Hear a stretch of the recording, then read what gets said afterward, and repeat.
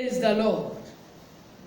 Adúpẹ́ lọ́wọ́ Ọlọ́run, agbára wa àti olùdáǹdè wa, olùràpadà wa àti olùgbàlà wa. Agbéyìnga Ọlọ́run wa torí pé ẹ dá wa sí títí dọjọ́ òní.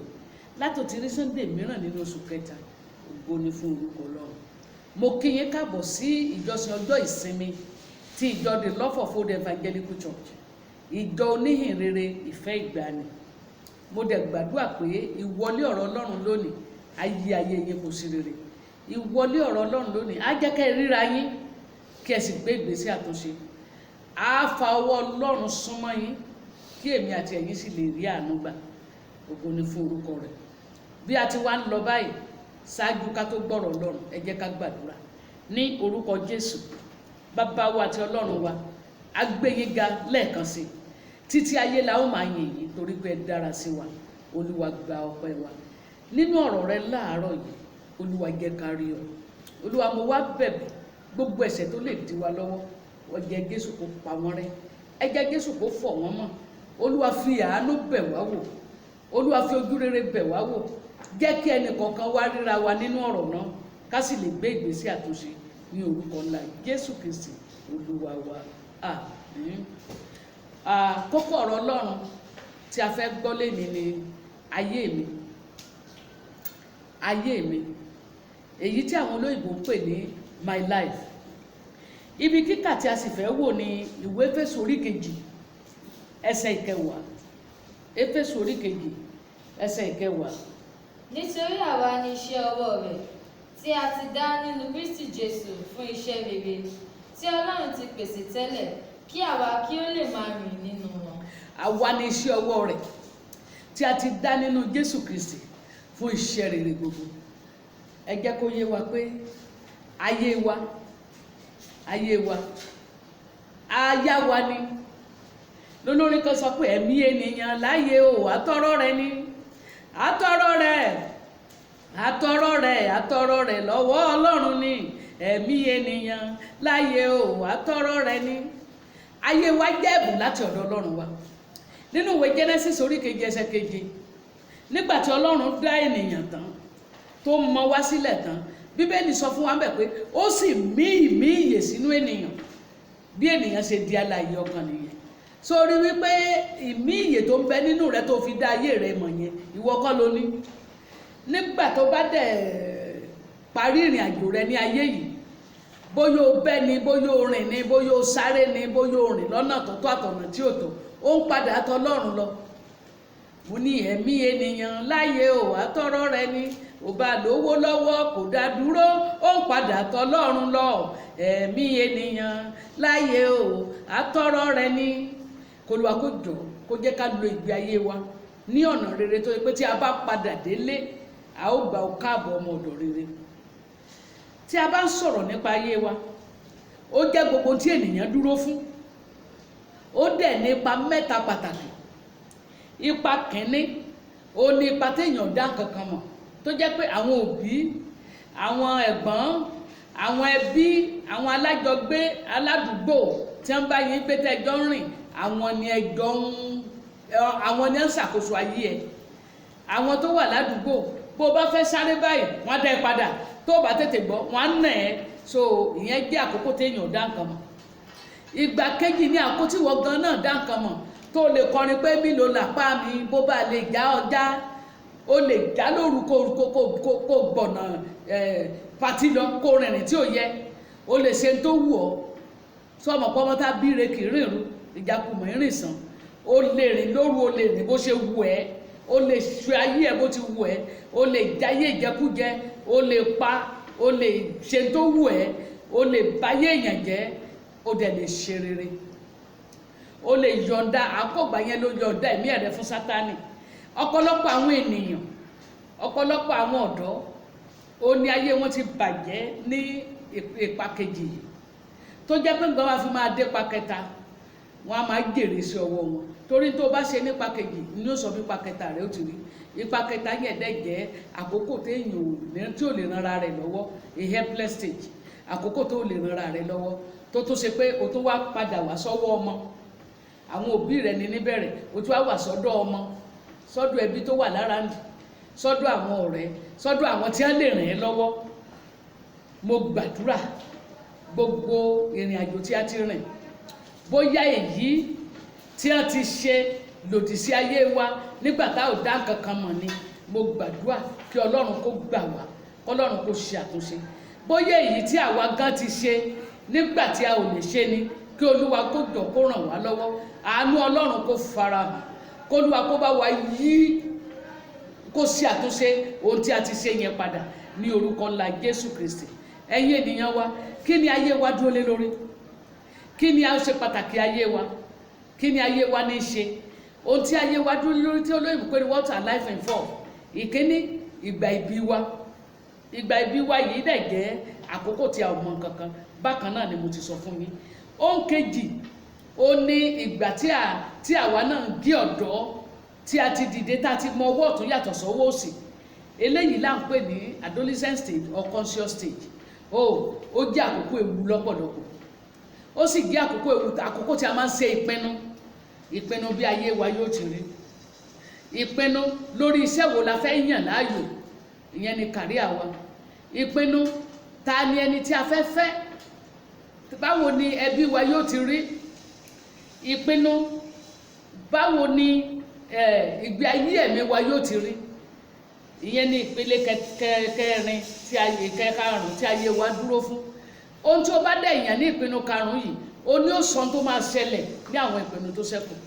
Ohun tó bá yàn nípa ìgbéyàwó ní ó sọ bóyá ìgbéyàwó ẹ̀ ó sọ ọdún lóríire ni tàbí yọba tiẹ̀ jẹ́.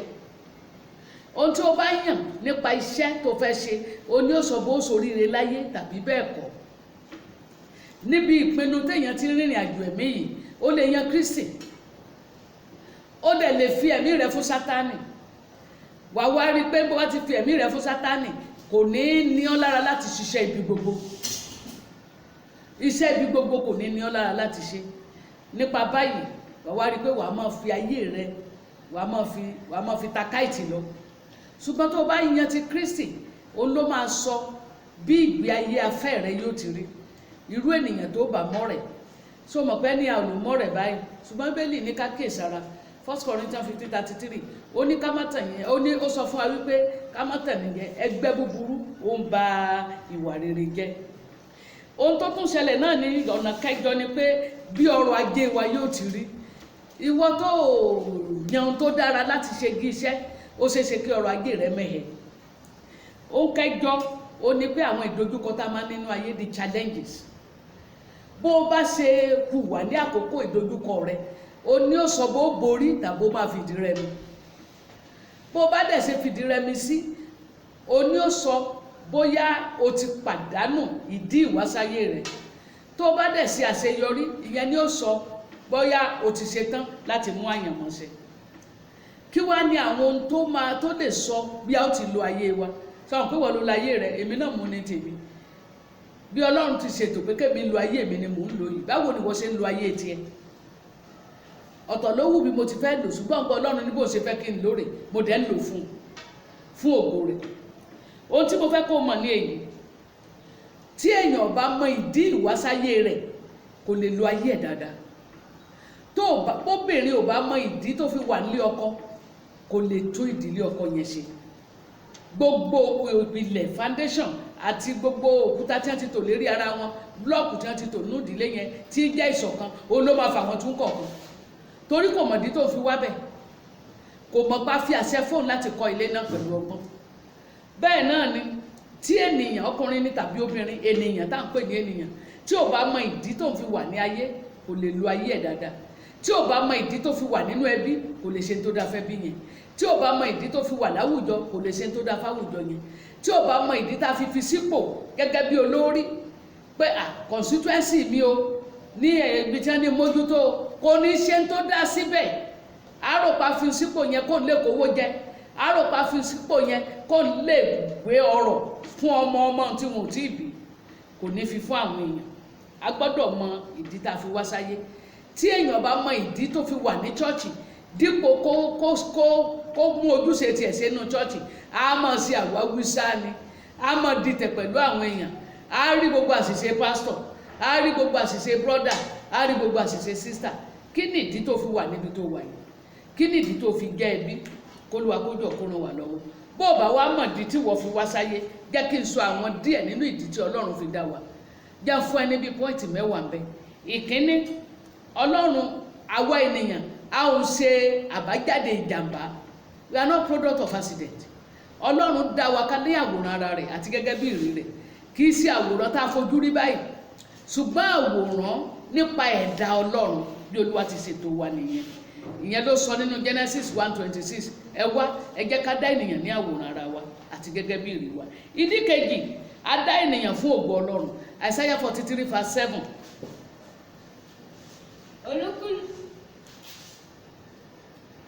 olúkúlùkù ẹni tí à ń pè ní orúkọ mi, nítorí mo ti dá fún ògo mi, mo ti mọ̀ ọ́, àní mo ti ṣe é pé. So a dá èmi àti ìwọ fún ògo Ọlọ́run. ṣé ayé rẹ ń gbé ògo Ọlọ́run jáde, àbí ohun kan Jésù má gbélébùú lẹ́ẹ̀kejì? ohun tó ní láti ṣàyẹ̀wò nìyẹn. ìdí kẹta, Ọlọ́run ní ètò fún ènìyàn.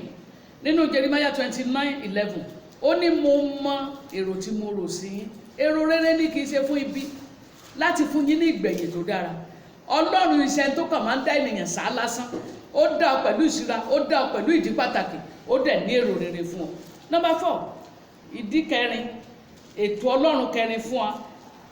Olúwa jẹ́ kó yé èmi àti ìwọ nínú ìwé Jeremiah 10:23 pé ọ̀nà ènìyàn kò sí nínú ipá rẹ̀, kò sí nínú agbára ènìyàn láti tọ́ ìṣiṣẹ́ rẹ̀. kí ló ti wí? Olúwa, èmi mọ̀ pé ọ̀nà ènìyàn kò sí ní ipá ara rẹ̀, kò sí ní ipá ènìyàn tí ń rìn láti tọ́ ìṣiṣẹ́ rẹ̀. Praise the Lord. ìdí karùn-ún, a dá ènìyàn láti mọ Ọlọ́run nípa ìgbàgbọ́ nínú Jésù Kristi, ká dẹ̀ ní ìbáṣepọ̀ tó dán mọ́rán pẹ̀lú rẹ̀. tí a bá wo inú ìwé John 3:3, ó ní láìṣe pé a tún ènìyàn bí, òun kò lè dé ní ìjọba ọ̀run. tí a bá tún wá wo John 14:6, ó tún sọ fún wa níbẹ̀, ó ní èmi lé ọ̀nà, òtítọ́ àti ìyè, kò sí ẹnikẹ́ni tó lè wá sọ́dọ̀ bàbá bí kò ṣe nípasẹ̀ mi. so kò sí bó ṣe fẹ́ ní ìbáṣepọ̀ tó dán mọ́rán pẹ̀lú Ọlọ́run bí kò ṣe nípasẹ̀ Jésù. dẹ́n gbà tá tún wá wo inú ìwé John 4:35, ó ní òní ó jẹ ìyè tó ti ọ̀run wá. ẹnikẹ́ni tó bá jẹ, ebi ò ní pamọ́. ẹnikẹ́ni tó bá dẹ̀ tó ń wá, òun ò dì mú, òun ò ní tánù. kí èwo ló wá ń ṣe báyìí? irú oúnjẹ wo ló ń jẹ? sóúnjẹ ìparun ni àbò oúnjẹ ìyè? ṣé o tọ̀ Kristi wá? sóorin ní ọ̀nà náà? Olúwa kó ràn wá lọ́wọ́. ìdí kẹfà, a dá wa láti yin Ọlọ́run. ó ní ìyìn rẹ ni yóò máa wà ní ẹnu mi títí. ayé wa, omi ara wa, ìgbésẹ̀ wa, ìhùwà wa, ìṣe wa, ó gbọ́dọ̀ mọ yin Ọlọ́run. ìdí tá a fi dé mi àti ìwọ nìyẹn. wàá rí eléyìí nínú wo Psalm 86:9-12. ìdí keje tá a fi dá èmi àti ìwọ, a dá wa láti máa dàgbà nínú èso ẹ̀mí. gbọ́, àtìránṣẹ́ Ọlọ́run àti ìwọ tó ń wá mérékù kiri, ìwọ tí mérékù ṣẹlẹ̀ nínú ayé rẹ̀ kò lè gbé ọdọ́run àfi tó bá gbàgbọ́. tó o bá gbàgbọ́, mérékù yẹn kò lè gbé ọdọ́run. ìwọ ìránṣẹ́ Ọlọ́run kan tó ń pàfọ́ọ̀mù mérékù, tó o bá ní èso ẹ̀mí, o lè délé. ẹ̀bùn ẹ̀mí kọ́ ní ń gbé ní dọ́run, toró sọ nínú ìwé Matthew, ó ní àwọn kan yóò wí ní ọjọ́ náà pé sí lórúkọ rẹ la jí àwọn òkú dìde, lórúkọ rẹ la mú arọ rìn, lórúkọ rẹ la ṣe èyí. ó sọ pé mi ò mọ irí, nítorí pé ẹ̀yin jẹ́ oníṣẹ́ ẹ̀ṣẹ̀. ṣùgbọ́n tó máa gbé wa dọ́run ní èso ẹ̀mí: ìwà títọ́, ìfẹ́, ìpamọ́ra, sùúrù, ìṣoore. kò sí kan nínú tírú àwọn èso ẹ̀mí yìí bá jẹyọ ní ayé rẹ̀, á mú kí àwọn èèyàn gba Ọlọ́run rẹ̀, á dẹ̀ ràn ọ́ lọ́wọ́ láti rin ìrìn àjò lọ sí ọ̀run. á dá wa ká dàgbà nínú èso ẹ̀mí. mo fẹ́ kẹ́ ṣe àkíyèsí ohun kan: irú ènìyàn tí èèyàn dà tàbí tó jẹ́ àti ipa tó kó láyé ẹlòmíì, ó mọ̀ ṣe pàtàkì ju ọrọ̀ tó nílò tàbí ìjákulẹ̀ rẹ̀. má gbàgbé Dorcas àti ẹ̀gbọ́n kó má rì, kò lówó, kì í ṣàpọ́sù, kò ṣe lady evangelist, ṣùgbọ́n ó ní iṣẹ́ kan, ó ní èso ẹ̀mí kan: ìṣoore. a rí àwọn àpọ́sù mi gan tá ò fi nǹkan pàtó sọ nípa wọn. èèyàn sáà ní Tómásì, asọ́npa rẹ̀ pé ó gbàgbọ́. èèyàn ní Júdásì, ojú kòkòrò mú kú. ṣùgbọ́n obìnrin yìí, iṣẹ́ ìṣoore rẹ̀ ó yí ayé èèyàn padà. so o ní láti gbìyànjú kó rí pé ayé rẹ ní ipa rere nínú ayé ẹlòmíì. ìdí kẹjọ, a dá ọ láti kéde ìhìn rere. Psalm 96 verse 3 ó ní a dá wa láti ṣe kíni láti kéde ìyìn rere. Ya ẹnu rẹ sókè kó sọ fún àwọn ènìyàn ohun tí Jésù jẹ́. Má jẹ́ kó dúró tì ọ́ tó o bá tijú Jésù láyé yìí òun á tijú rẹ níjọba bàbá rẹ̀. Ìdí kẹsàn-án a dá èmi àti ìwọ láti fi wá sí ipò ká bàa lè fi ran ẹlòmíì lọ́wọ́. Ẹ̀gbọ́n tí Mọ́dékáì sọ fún ọmọ ẹ̀gbọ́n Esther, tó o bá kọ̀ tó ràn wá lọ́wọ́ Olúwa gbé ràn lọ́wọ́ Ísírẹ́lì dìde pò mí, bóyá nítorí àkókò yìí lolúwa fi ọ́ sípò. Ọ̀pọ̀lọpọ̀ ló wà ń pò báyìí nísìn, ó ti fóònù nọ́mbà rẹ̀ ẹbí ò mọ́mọ́. Àwọn ọ̀rẹ́ tó lè ràn lọ́wọ́ wọn ò mọ fóònù nọ́mbà ẹ̀ mọ́, wọn ò lè rí mọ́, wọn ò ní kò tí ẹ̀ ní jẹ́ kan rí òun. Nípa báyìí ńjọba wa dàgbà tó dé stage tí òun náà tó ti wà helpless tó nílò ìrànlọ́wọ́, èyí tó ti ṣe nígbà tí ó ní okun àti agbára, èyí tó ti ṣe nígbà tó wà conscious, àwa máa jìyà rẹ̀ padà. Má gbàgbé Lásárù àtọlọ́rọ̀. Lásárù kú ó wà lókàn àyà Abraham, áńgẹ́lì gbé. Ọlọ́rọ̀ tí ń jẹ dídùn nínú owó ó kú ó ń dòró. Olúwa ò ní jẹ́ kí iṣẹ́ ìsìn láyé kó parẹ́. Ní kẹwàá ibi tá a parí ẹ̀ sí Proverbs 3:9 ó ní fi ohun ìní rẹ bọ̀wọ̀ fún Ọlọ́run. Ọrọ̀ tó bá ní, ohun ìní tó bá ní, fi bọ̀wọ̀ fún Ọlọ́run. A rí àwọn míì tí wọ́n lówó tí wọ́n ralẹ̀, wọ́n dẹ̀ kọ́ church wí sí ọ̀fọ̀ tí wọ́n dẹ̀ gbé fújọ wọn. Wọn ò kọ́ kán fi dominate pastor pé bá mi gbé pastor wá síbẹ̀ ní tí wọ́n fẹ́ kó o wàásù rẹ̀. Ìyẹn kọ́ ni. A rí àwọn tó gbé mọ́tò tọrẹ fún ìránṣẹ́ Ọlọ́run, a rí àwọn tó fi ilé sílẹ̀, a rí àwọn tó fi fún iṣẹ́ Olúwa, a rí àwọn tó ran iṣẹ́ ìhìn rere lọ́wọ́. Ó yá ẹ máa kéde ìhìn rere. A rí ní gbogbo bí ipa kálukú bá ti mọ láti kéde ìhìn rere. Kí ni eléyìí ní ṣe pẹ̀lú ìwọ àtèmi? Báwo lo ṣe ń gbé ìgbé ayé rẹ̀? Ṣé ò ń mú àyànmọ́ ṣẹ ni àbí ò ń ṣe ohun tí kò ní mú àyànmọ́ rẹ̀ sí? Ṣé ò ń bà Ọlọ́run nínú jẹ́ ni? Nínú ìwé Genesis chapter 6 verse 5 Ọlọ́run ọ̀run wípé ó nínú ń bàjẹ́ torí kò ń dá ènìyàn. Ṣé inú rẹ̀ sì ń bàjẹ́ torí pé wọ́n wà láyé? Bó dá èmi àti wọ sí lónìí àánú la rí gbà. Ṣé inú rẹ̀ sì ń bàjẹ́ ni torí pé ó dá ọ sáyé, ó dá mi sáyé? Ṣó mú kí inú Ọlọ́run bàjẹ́ torí pé ó fi ẹ́ sípò ní ipò tó fi ọ́ sí? Ṣó mú kí inú rẹ̀ bàjẹ́? Ó ní láti ṣàtúnṣe ọ̀nà rẹ̀. Olúwa sọ pé ó bà ọ́ nínú jẹ́ tó ń yan Sọ́ọ̀lù lọ́ba. Àìmọye àwọn èèyàn lónìí tí wọ́n jẹ́ olórí wa tínú Ọlọ́run ń bàjẹ́ nítorí wọn. Inú àwọn tó dìbò fún wọn gan bàjẹ́ páwọn dìbò fún wọn. Olúwa kó jọ̀ọ́ kó ṣàánú fún wa. Ṣé ò ń jẹ́ kí inú Ọlọ́run bàjẹ́ torí pé ó bùkún ọ? O ò lè jẹ́ kí aláìní jẹ nínú oúnjẹ rẹ̀. Opó ò lè jẹ nínú oúnjẹ rẹ̀. Aláìní baba aláìní, o ò lè ran ẹnikẹ́ni lọ́wọ́. Ẹni o bá ràn lọ́wọ́ fẹ́ gba nǹkan lọ́wọ́ ẹ̀. Tó o bá máa ran ọmọbìnrin lọ́wọ́ kó wá ṣiṣẹ́ lọ́dọ̀ ẹ̀, ọ kọ́kọ́ bá sùn náà. Ọlọ́run wò ọ́, gbogbo ohun tó ń ṣe, gbogbo ohun tó ń ṣe ní ìkọ̀kọ̀ là ó mú wá sí ìrántí. Mo rọ̀ wá gẹ́gẹ́ bí ọmọ onínàkúnà, ẹ jẹ́ káwa náà padà sọ́dọ̀ Jésù. Ẹ jẹ́ kàn sọ fún pé bàbá ẹ má bínú, mo sọ̀rọ̀. A wá gbà wá mọ́ra, a wá ṣe wá lọ́ṣọ̀ọ́, a ṣe wá lógo, a lè mú àyànmọ́ wa ṣẹ. Ó gan ọ̀dẹ̀ ní kábàámọ̀ kó dá wa. Tó bá wá di ọjọ́ kẹyìn, a ní ọmọ darí wálé, káàbọ̀ bọ́ sínú ayọ̀ bàbá rẹ̀. Mo gbàdúrà lórúkọ Jésù, ohun rere ló máa fọ̀ sí wa níbẹ̀. Ayé wa ò ní parẹ́. Èyí tá ti sí lò á ṣàtúnṣe rẹ̀ fún wa lórúkọ Jésù Kristi Olúwa wa. Nípa oore ọ̀fẹ́ Ọlọ́run á pàdé lọ́sẹ̀ tó ń bọ̀.